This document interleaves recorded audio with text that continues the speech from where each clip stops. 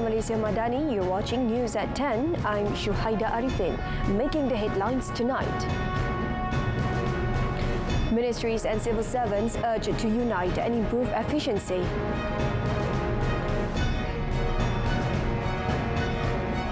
Permanent Secretariat to coordinate TVET courses offered by ministries.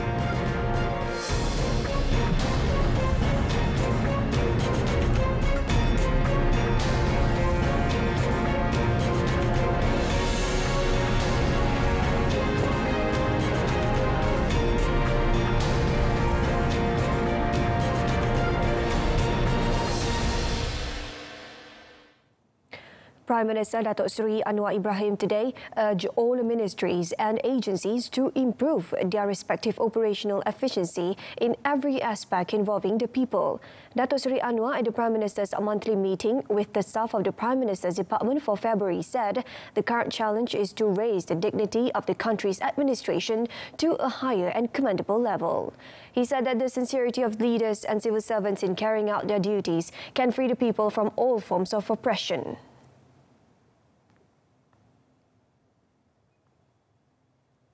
Bebaskan manusia itu, rakyat kita, warga kita dan manusia itu dari segala bentuk penindasan, perhambaan, memperbodohkan rakyat, memiskin rakyat, mengambil harta rakyat sehingga mereka itu, hak mereka itu tersisih. Ini tugas pertama yang disebut dalam Quran. Kemudian tentulah yatim, miskin, yang seterusnya. Datuk Seri Anwar said that there was still negligence at the enforcement level and it needed to be fixed immediately. On another note, Datuk Seri Anwar wants the Cabinet and civil servants to work as a team, inculcating trust in the work culture. He said the relevant elements need to be applied in an effort to be free from all wrongdoings that have occurred in Malaysia. Saya dari segi pribadi juga, setakat ini, tengok pasukan kerja dan rakan-rakan saya nampak walaupun latar belakang yang pelbagai dan sejarah pertelingkahan dan pembenturan idea dan pergaduhan itu besar, terutama saya dengan TPM belah kanan saya, tetapi alhamdulillah yang tidak boleh dinafikan ialah kesatuan pemikiran, kesatuan tekad itu wujud. Yang ini tidak boleh dinafikan. Ini kenyataannya. Kita bekerja sebagai satu pasukan dan maksud kita untuk menyelamatkan negara dan mengangkat Malaysia Madani. Also present were the two Deputy Prime Minister, Datuk Seri Dr. Mazhar Hamidi and Datuk Seri Fadilah Yusof. Malaysia needs to continue and enhance the implementation of anti-corruption activities to create a grafter-free environment in the public and private sectors. Human Resources Minister V. Sivakumar said efforts to prevent corruption became the main focus of the government because the people are now actively observing and judging the quality of the government and its agency services.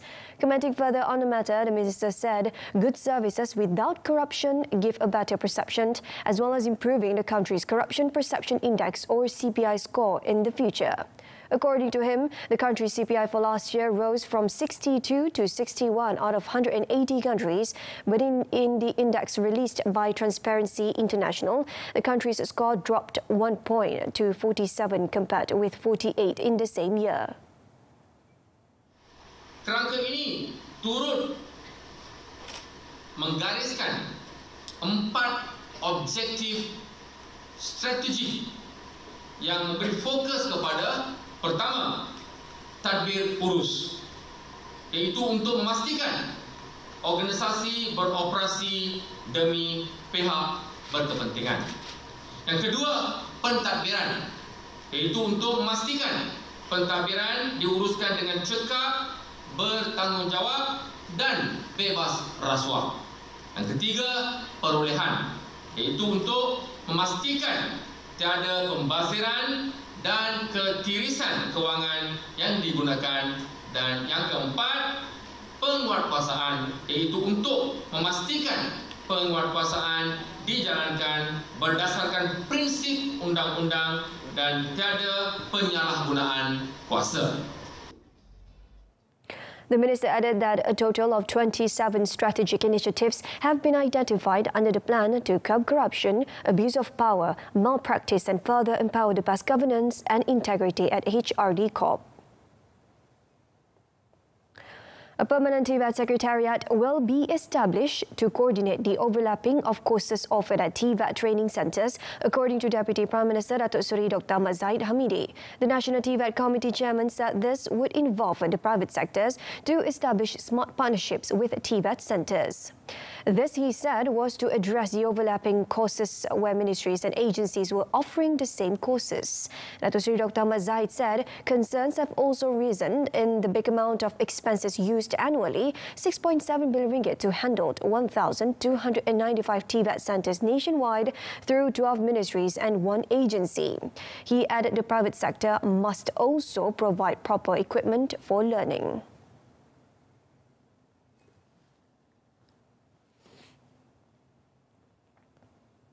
MOA, Memorandum of Agreement, akan diadakan. Dalam tempoh 3 bulan ini, sebanyak 10 pemain industri yang telah dikenal pasti akan menandatangani perjanjian secara terus dengan pusat-pusat latihan TVET ini yang akan saya pantau sendiri bagi pelaksanaan sebagai usaha quick wins di peringkat awal. He said this in a press conference after chairing the National TVET Council meeting. He stated that new acts or amendments to existing acts for TVET training must be prepared quickly for it to be tabled and enable the private sector to be involved. He added that certain TVET centres will also serve as entrepreneurship training centres. The government, through the Ministry of Health today, contributed medical aid worth 227,984 ringgit to the government of Ukraine. Health Minister Dr. Zaliha Mustafa handed over the aid to Charge d'Affaires of Ukraine Embassy in Malaysia, Denis Makhailiuk. The aid consists of medicines containing levothyroxine sodium tablets, fentanyl citrate in 2mm injections, amikacin in 2ml injections, and propofol 2mg injection. Dr. Zaliha, in her speech at the symbolic handover ceremony at the Health Ministry, said today's event was a great example of a strategic alliance that showcases the best of humanity and a common goal for global peace and security. The event is only possible through the long-standing excellent relationship between Malaysia and Ukraine that has been established throughout the years since 1982. Both nation and Ukraine share a long relation for 30 years and have worked closely in different areas, which include trade and investment, defence, and services and others. It's a great example of strategic alliance that showcases the best of humanity and a common goal of global peace and security. The Health Minister added that she looked forward to building more cooperation with the government of Ukraine in the future, especially in healthcare.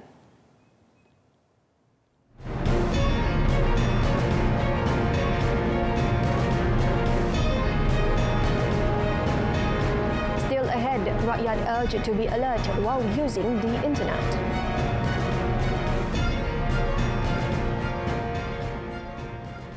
All quarters, including internet users, needed to pay attention to cybersecurity issues. Minister of Communication and Digital Fahmi Fazil, in conjunction with the Safer Internet Day 2023, also called on all users to always be alert and careful when using the internet, social media and other applications. Further on the matter, the minister noted the importance of using the technology positively, wisely and responsibly to create a Madani or civilized cyber community. He also wished a happy Safer Internet Day 2023 and advised the Rakyat to be smart, be safe and work together towards cyber well-being. He said this in a short video message uploaded to the Ministry's official Facebook page in conjunction with the Safer Internet Day celebration today. Fahmi said cyber threats and attacks could cause various incidents including data leakage and breaches, identity theft, scams, online fraud and cyberbullying. He said such incidents occurred due to the unsafe use of technology and the internet or the use of technology without proper good practices. The daily ridership of the Putrajaya Mass Rapid Transit MRT is expected to hit about 200,000 within 2 years after the launch of its full operations next month.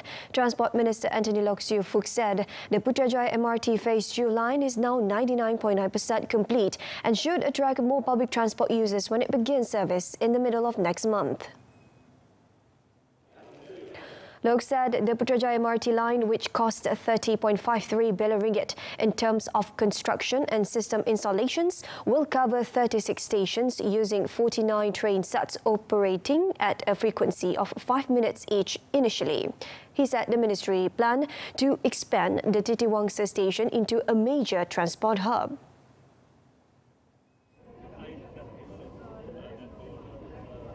Jadi kawasan itu merupakan satu hub pengangkutan awam dan memang perancangan Kementerian Pengangkutan bersama-sama dengan pihak MRT Corp ialah untuk membangunkan kawasan itu sebagai satu hub pengangkutan awam.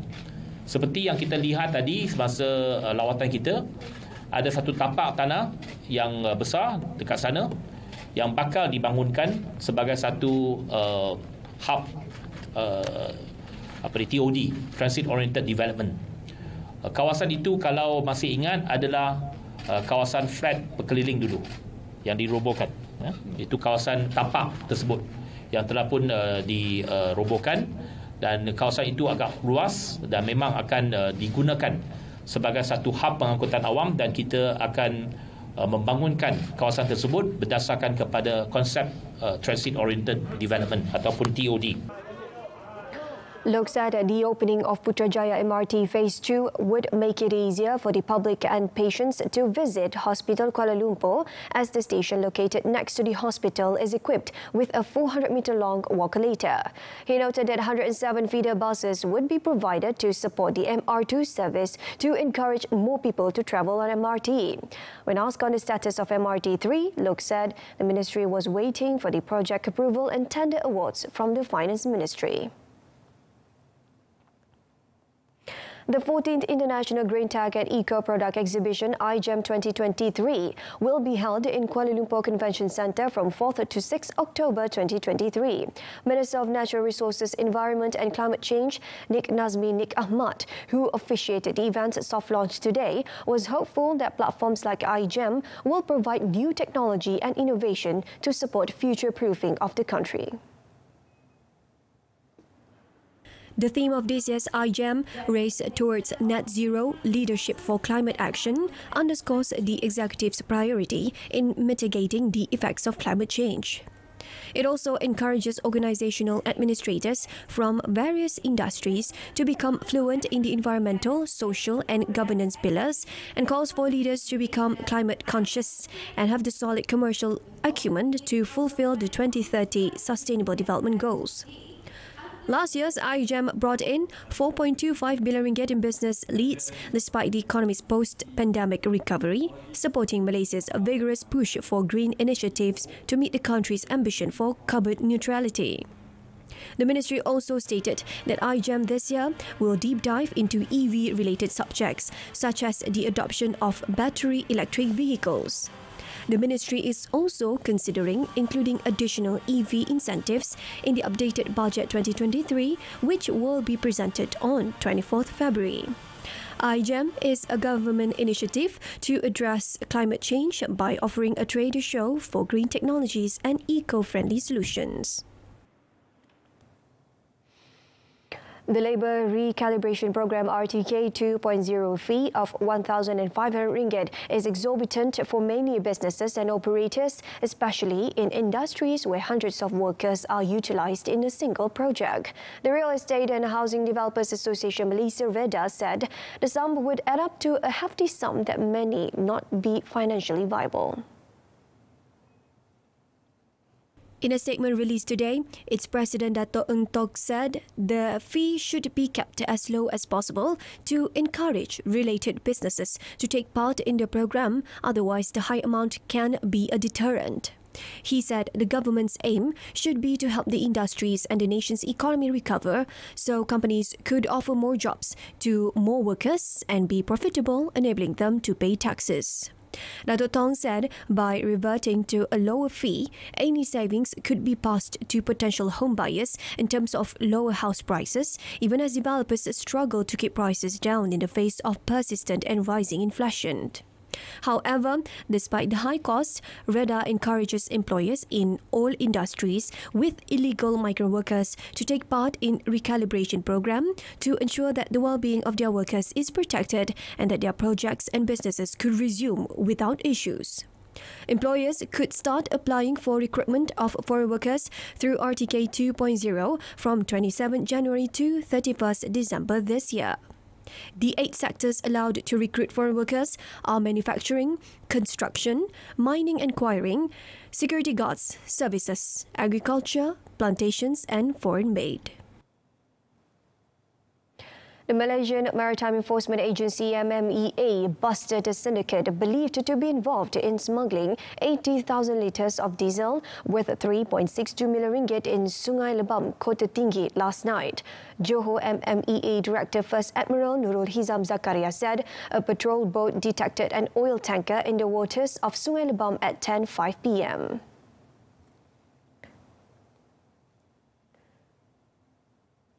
He said 30 minutes later, they managed to arrest 10 crew members, including 2 Indonesians as well as 2 local men, aged 19 and 60, believed to be lorry drivers. The vessel, which was registered in Zanzibar, Tanzania, was believed to be transferring oil. Upon spotting the MMEA patrol boat, they tried to escape. Kurang jam 12.30 malam yang dilakukan oleh tim operasi darat.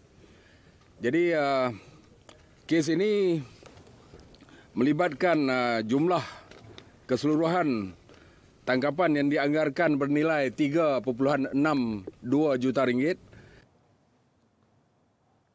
He said this to reporters at the Pengerang Maritime Post in Tanjung Pengalih today. He said also seized were the tanker and oil pumps, among others, adding that the vessel had previously been detained for illegal anchoring. He added all those detained would be taken to the Tanjung Sedili Maritime Zone Office for further investigation.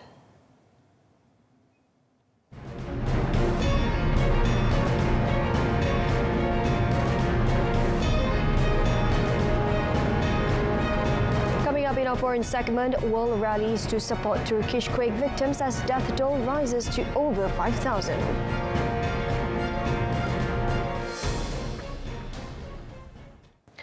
Rescuers in Turkey and Syria braved frigid weather, aftershocks and collapsing buildings today as they dug for survivors buried by an earthquake that killed more than 5,000 people. Disasters agency said several thousand buildings were flattened in cities across a vast border region, pouring misery on an area already plagued by war, insurgency, refugee crisis and recent cholera outbreak. Through the night, survivors used their bare hands to pick over the twisted ruins of multi-story apartment blocks, trying to save family, friends and anyone else sleeping inside when the first massive 7.8 magnitude quake struck early Monday. Some of the heaviest devastation occurred near the quake's epicenter between Kahramanmaraş and Gaziantep, a city of 2 million where entire blocks now lie in ruins under gathering snow. The initial earthquake was so powerful it was felt as far as Greenland and was followed by a series of aftershocks, including a 7.5 magnitude tremor that struck in the middle of the search and rescue work yesterday. According to Turkey's Disaster and Emergency Management Authority, there have been over 200 aftershocks in the Turkish-Syrian border region so far. Countries across the world have announced their assistance for Turkey and Syria after the powerful earthquake devastated southern Turkey yesterday. Many countries, including the US, Mexico and India, have rushed their rescue mission teams to the affected areas. White House National Security Council spokesperson John Kirby said the US was in the process of deploying 2 79-person teams. This is in addition to personnel already on the ground to support Turkish search and rescue efforts and to help address the needs of all those who have been hurt or displaced by the earthquake.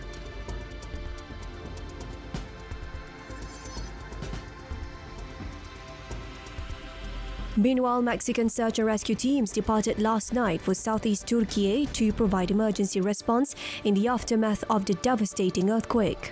More than 140 personnel from the Navy, Army and Red Cross boarded an Army aircraft at Santa Lucia Military Air Base on the outskirts of Mexico City. The aircraft was also carrying humanitarian aid and search and rescue dogs to assist in the mission.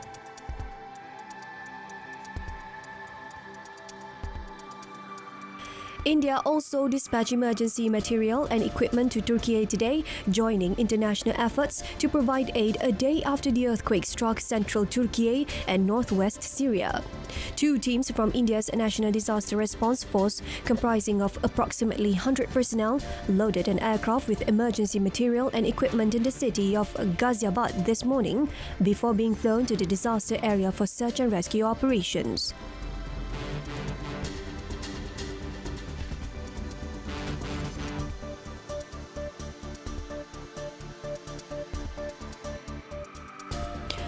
Australia and New Zealand announced today that they will provide millions of dollars in humanitarian assistance for the victims of the earthquake in Turkey and Syria. Australia will provide an initial 10 million Australian dollars in humanitarian assistance through its Red Cross and Red Crescent partners and through humanitarian agencies, while New Zealand will contribute 1.5 million New Zealand dollars. North Korea's top army officials have said they will expand and intensify military drills to ensure their readiness for war ahead of a massive parade. The pledge came at a Monday meeting overseen by leader Kim Jong-un and follows last week's staging of joint air drills by South Korea and the United States. The meeting of North Korea's Central Military Commission comes as commercial satellite imagery suggests extensive parade preparations are underway in Pyongyang ahead of key state holiday this month. North Korea celebrates the founding anniversary of its armed forces tomorrow and the Day of the Shining Star on 16th February. South Korea's Joint Chief of Staff said it was closely monitoring areas surrounding Pyongyang's parade training ground, adding it had seen a great increase in personnel and vehicles in recent days. Seoul and Washington have moved to bolster joint military drills following a year of sanctions-busting weapons tested by North Korea, infuriating Pyongyang, which sees such joint exercises as rehearsals for invasion. Last week, the security allies staged joint air drills featuring strategic bombers and stealth fighters, prompting Pyongyang to warn such exercises could ignite an all-out showdown.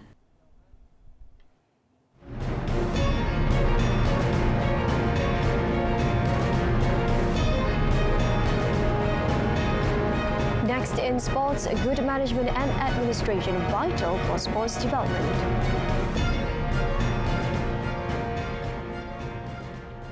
Youth and Sports Minister Hannah Yeoh stressed the importance of good governance and administration when managing sports associations to ensure the development of sports reach the elite level. Hannah said when there are flaws in the management and administration of sports associations, it will lead to a negative impact and disrupt the development of sports as well as the future of talented athletes.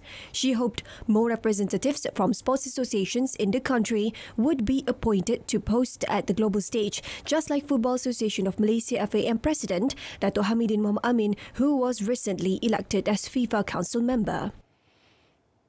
Jadi dengan pemilihan ini, saya rasa Dato' Hamidin tidak akan mempunyai banyak masa di Malaysia untuk membantu FAM kerana ada tanggungjawab baru di dunia global, tetapi saya memohon AJK yang lain untuk bantu memikul tanggungjawab ini di Malaysia dan bersama KBS kita usahakan untuk membangunkan sukan bola sepak di tanah air ini. She further noted that good management and administration is very important in sports because if there is weaknesses in the administration and management, funds collected, policies and the direction of sports will not progress. Taekwondo Malaysia TM is confident of winning 2 gold medals at the 32nd SEA Games in Cambodia this May. TM Secretary General Danaraj said the realistic target will be an improvement compared to the team's previous performance, having won a gold, 2 silver and 5 bronze in the 2019 edition and 1 gold, 1 silver and 3 bronze in 2022. Danaraj said TM is also targeting a silver and 3 bronze for the Games this year. He said that the team would compete in 15 out of 24 events at the biennial Games and that preparations were being made to the full list of athletes before being finalised this 19 February. In order to realise the target, TM will send the athletes to participate in several tournaments as preparations before they compete in Cambodia. Yang terdekat ni dalam masa 2 minggu, kejohanan nasional kebangsaan. Lepas tu bulan 3 pula kita ada pertandingan ATF. Dia selalunya ATF ni merupakan pertandingan sukan SEA yang dianjurkan untuk negeri-negeri ASEAN. So ini akan berlangsung diadakan di Filipina saya. National footballer Lukman Hakim Shamsuddin is set to become the first Malaysian to play in Iceland after joining Jarvik FC on loan for a season. Lukman will be playing his trade in Iceland's second division this year. Jarvik welcomed the player in a statement released today. They have agreed to a year-long loan for the 2023 campaign from Lukman's current club KV Kortrijk. The 20-year-old, who has 2 senior caps, was previously included in the Guardian's list of 60 best young footballers in the world for 2019. Lukman joined Kortrijk in 2020 and made 2 senior appearances with the Belgian club, but mostly featured with their reserved and under-21 teams. The sensational footballer previously in August 2020 made his European debut with a bang by scoring for Kortrijk's under-21 side against the big boys of KRC Gent. Football governing body FIFA has established a football agent working group which will act as a permanent consultative body in relation to football agent matters. German press agency said the federation recently approved new regulations to establish a fairer and more transparent football transfer system. They include a mandatory licensing system, the prohibition of multiple representation to avoid conflict of interest, and the introduction of a cap on agent fees. According to FIFA Chief Legal Emilio Carcio Silvero, the agent working group, which consists of 18 representatives from across the world, is a key initiative that will enable them to continue their constructive dialogue with agent organizations across the world regarding the implementation of the new framework and any potential changes in the future. In line with the extensive consultation process that has been implemented in the past years, he said the FIFA remains committed to an open exchange within the new regulatory framework.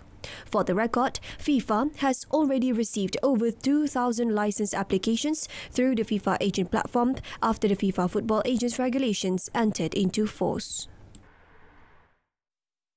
Alright, so that concludes this evening's news at 10. In our top story, ministries and civil servants urge to unite and improve efficiency.